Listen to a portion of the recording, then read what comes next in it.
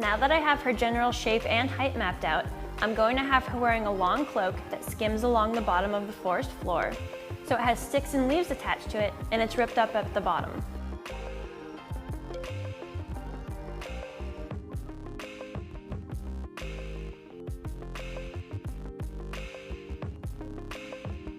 Plus, there's big pockets so she can put little creatures in her pockets or collect plants and things for her potions.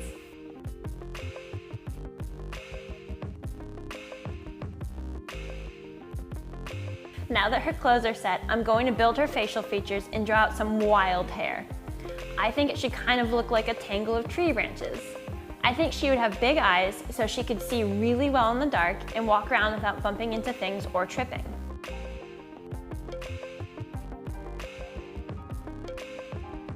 And I think she has big feet sticking out from under her cloak so she can climb trees easily to reach ingredients for her secret potions.